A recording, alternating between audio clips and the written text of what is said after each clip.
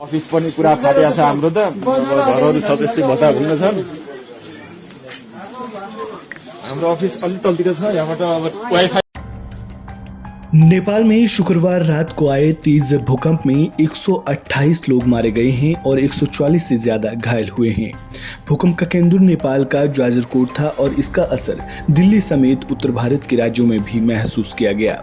BBC में छपी report के मुताबिक रात 11:47 पर आए 6.4 तीव्रता के इस भूकंप में सबसे अधिक नुकसान कर्णाली प्रांत के जाजरकोट और रुकुम पश्चिम में हुआ है। नेपाली पुलिस के प्रवक्ता कुबेर कदायत ने बताया कि सबसे अधिक जाजरकोट में 92 और रुकुम पश्चिम में 36 लोगों की मौत हुई है। इसके अलावा 140 से ज्यादा लोग घायल हुए हैं। नेपाल में तबाही मचाने वाले भूकंप की तीव्रता का अंदाजा इस बात से लगाया जा सकता है कि उसका असर दिल्ली एनसीआर समेत पूरे उत्तर भारत में देखा गया। बिहार के पटना और मध्य प्रदेश के भोपाल तक भूकंप के हल्के झटके महसूस किए गए। नेपाल की राष्ट्रीय भूकंप मापन केंद्र के मुताबिक भूकंप का केंद्र नेपाल के जाजरकोट जिले के लामीडांडा इलाके में था। नेपाल के प्रधानमंत्री पुष्प कमल दहल प्रचंड ने भूकंप से हुई लोगों की मौत पर दुख व्यक्त किया। उन्होंने बचाव और राहत के लिए 3 सुरक्षा एजेंसियों को तैनात किया है। इस भूकंप का असर यूपी के लखनऊ में भी देखा गया था, जहां लोग झटके महसूस होने के बाद घरों से बाहर निकल आए। शुक्रवार रात आए भूकंप को 2015 में नेपाल में आए विनाशकारी भूकंप के बाद सबसे घातक भूकंप माना जा रहा है। स्वास्थ्य अधिकारियों के मुताबिक घायलों में से 30 लोगों का इलाज रुकुम पश्चिम में और 100 से ज्यादा लोगों का इलाज जाजरकोट अस्पताल में किया जा रहा है। नेपाल में पिछले कुछ महीनों के अंदर भूकंप की घटनाओं में बढ़ोतरी देखी गई है। पिछले महीने की 22 अक्टूबर को आए भूकंप का केंद्र भी नेपाल ही था।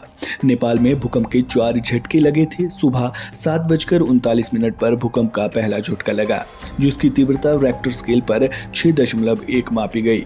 इसके बाद भूकंप का दूसरा झटका 4.2 तीव्रता का 8:08 पर आया था। भूकंप का तीसरा झटका सुबह 8:28 पर महसूस किया गया। इसकी तीव्रता 4.3 रही। इसके बाद 8:59 पर चौथी बार भूकंप का झटका महसूस किया गया। अगर भूकंप के कारणों का पता लगाएं तो भूकंप क्यों आता है? धरती की ऊपरी सतह 7 टेक्टोनिक प्लेटों से मिलकर बनी है। जहां भी ये प्लेटें एक दूसरे से टकराती है, वहां भूकंप का खतरा पैदा हो जाता है। भूकंप तब आता है जब इन प्लेट्स पर एक दूसरे के क्षेत्र में घुसने की कोशिश करती है। प्लेट्स एक दूसरे से रगड़ खाती है, उससे अपार ऊर्जा निकलती है और उस घर्षण या फ्रिक्शन से ऊपर की धरती डोलने लगती है। कई बार धरती फट जाती है, कई बार हफ्तों तो कई बार महीनों तक ये ऊर्जा रह रहकर बाहर निकलती है और भूकंप आते रहते हैं। इन्हें आफ्टर शॉक कहते हैं।